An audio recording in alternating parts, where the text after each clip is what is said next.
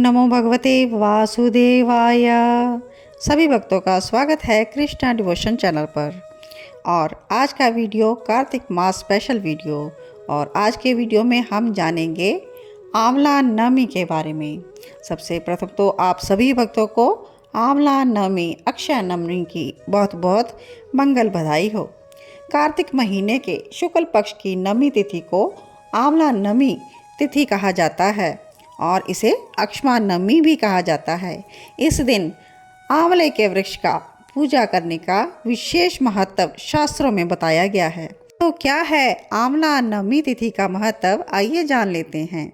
आंवला या अक्षय नवमी के दिन द्वापर युग का प्रारंभ हुआ था। इस युग में भगवान श्री हरि विष्णु के 8वें अवतार भगवान श्री कृष्ण ने जन्म लिया था। आंवला नवमी के दिन भगवान श्री कृष्ण ने वृंदावन गोकुल की गलियों को छोड़कर मथुरा में प्रस्थान किया था। यही वो दिन था जब उन्होंने अपनी बाल लीलाओं का त्याग कर कर्तव्य के पथ पर कदम रखा था।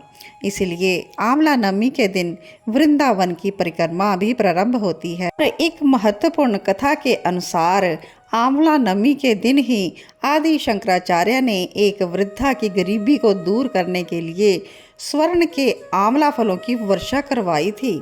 आंवला नवमी के बारे में यह मान्यता है कि इस दिन आंवले के वृक्ष की पूजा करने से अक्षय पुण्य फल की प्राप्ति होती है और इसे कुष्मांड नवमी भी कहा जाता है। और इस दिन आप अधिक से अधिक दान करके अपनी सुख समृद्धि की प्राप्ति कर सकते हैं। कभी भी परिवार में धन के भंडार कम नहीं होते और इस दिन आंवला का पूजन के साथ साथ दान भी जरूर करें।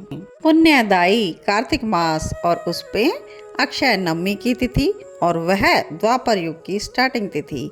तो इस पुण्यमयी दिन को मिस मत करें। तो इस दिन ब्रह्मा विष्णु और महेश और लक्ष्मी जी के वास वाले आंवला वृक्ष का पूजन जरूर करें। तो आइए जान लेते हैं आंवला नवमी के दिन आप आंवले वृक्ष का पूजन किस प्रकार से करें सरल विधि के द्वारा। बोलिए लक्ष्मी नारायण भगवान की जय हो। तो आप दर्शन कर रहे हैं आंवला वृक्ष का। तो यह आंवला का प्लांट मैंने घर में ही अपने गमले में लगाया हुआ है। तो आज हम इसी का पूजन करेंगे। आइए पूजन सामग्री में देख लेते हैं। इसके लिए हमें पुष्प, आंवला का फल और आरती के लिए कपूर, चावल, तिल इत्यादि और धूप, दीप के लिए ज्योत और तिलक के लिए हमें हल्दी कुमकुम का उपयोग होगा। और फल में आप ऋतु फल कोई भी अर्पण कर सकते हैं भगवान को। ये देख लेते हैं किस प्रकार से हमें आंवला के वृक्ष का पूजन करना है। अगर आप मंदिर में भी कर रहे हैं तो भी हमें आंवला वृक्ष के इर्द गिर्द की भूमि को स्वच्छ कर लेना है। अगर गमले में भी कर रहे हैं तो वहाँ भी भूमि को आप स्वच्छ कर लें, गमले को अच्छे से पेंट भी कर लें। और अब हमें चाहिए होगा 1 लोटा गंगा जल मिश्रित किया हुआ शुद्ध जल। इसके द्वारा हम आंवला को सिंचित करेंगे। आंवला की जड़ में आपको पाद्य अर्घ्य आचमन करते हुए यह स्नान करवाना है, सिंचित करना है आंवला के वृक्ष को। इस प्रकार हमें आंवला के चारों ओर जल अर्पण कर देना है। आंवला वृक्ष के आगे ही भूमि को हम गंगा जल से थोड़ा शुद्ध कर लेंगे या फिर आप हल्दी का लेपन भी कर सकते हैं, गोबर का भी लेपन कर सकते हैं। आप शुद्ध करना है यहाँ पर आपको थोड़ा सा भूमि को। और अब हम हल्दी के साथ यहाँ बनाने जा रहे हैं स्वस्तिक, क्योंकि गणेश भगवान का हम सर्वप्रथम पूजन करते हैं, उसके बाद ही कोई पूजा सफल होती है। तो यहाँ पर स्वस्ति वाचन करते हुए मैं स्वस्तिक का चिन्ह बना रही हूँ और हम सबसे पहले स्वस्ति का पूजन करेंगे। आप कुमकुम के द्वारा भी बना सकते हैं यह स्वस्तिक। यहाँ पर नारायण की पूजा हो रही है तो इसलिए मैं हल्दी के द्वारा यहाँ पर बना रही हूँ। और सब तरफ हम विष्णु जी को प्रसन्न करने के लिए हल्दी ही अर्पण करेंगे। और सबसे पहले हम गणपति जी पर पुष्पों को अर्पण करेंगे और अक्षत अर्पण करेंगे। आप विष्णु भगवान की पूजा कर रहे हैं तो सफ़ेद तिल का भी उपयोग कर सकते हैं। और वस्त्र के नाम पर हम भगवान को मोली अर्पण करेंगे। और अब हम शुद्ध देसी घी की ज्योत जगाएंगे और धूप भी अर्पण करेंगे। मंगलम भगवान विष्णु मंगलम गरुड़ध्वजा मंगलम पुंडरीकाक्ष मंगलाय तनुहरि। इसके बाद हम भगवान को मोली अर्पण करेंगे या आप कच्चा सूद भी अर्पण कर सकते हैं। और इसको हमें टाई अप करना है 9 टाइम्स।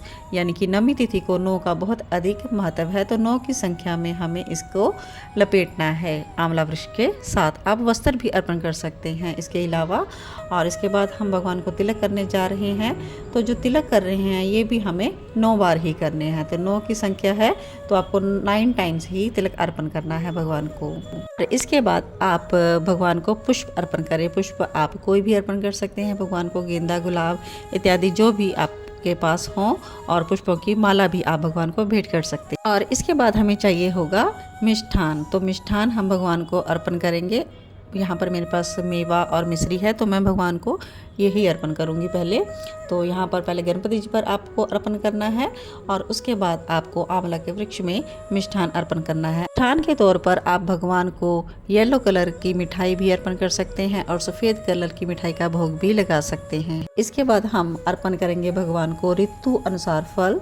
तो आप केला, नारियल, अमरूद, सेब कुछ भी भेंट कर सकते हैं भगवान को। जब भी आप पूजा कर रहे हैं तो साथ साथ आप ओम नमो भगवते वासुदेवाय मंत्र का जप करते रहें। तो इसके बाद हम अर्पण करने जा रहे हैं आंवला। जी हाँ, आंवला के वृक्ष को आंवला का फल भी जरूर अर्पण करना है और आंवला की संख्या 9 की होनी चाहिए। जैसे कि पहले ही बताया, अक्षय नवमी तिथि 9 का महत्व है तो 9 की संख्या में आपको आंवला अर्पण करने हैं। और अगर आपने व्रत किया है नवमी तिथि का तो आप व्रत की कथा भी श्रवण कर सकते हैं। और जप करना है अगर आपको तो ओम धात्रे नमः मंत्र का जप कर सकते हैं। ओम नमो भगवते वासुदेवाय मंत्र का जप भी आप कर सकते हैं। इसके बाद हम करेंगे भगवान की आरती। आरती आप शुद्ध घी के दीपक से भी कर सकते हैं और कर्पूर की आरती भी आप कर सकते हैं। ओम जय जगदीश हरे, स्वामी जय जगदीश हरे। इसके बाद आपको आंवला वृक्ष की करनी है परिक्रमा।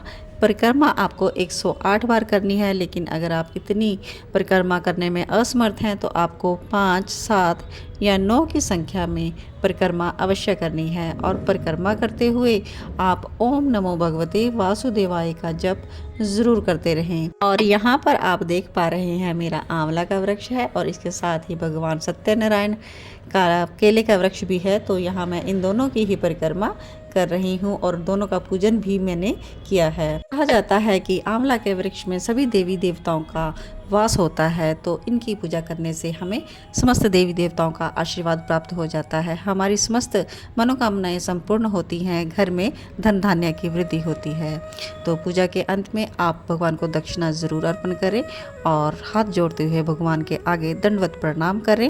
और आंवला पूजन के बाद पेड़ की ही छांव में आप ब्राह्मण को भोजन भी जरूर करवाएं और खुद भी उसी वृक्ष के निकट बैठकर भोजन करें। तो आप सभी ने श्रवण की आंवला नवमी तिथि की जानकारी और पूजन विधि।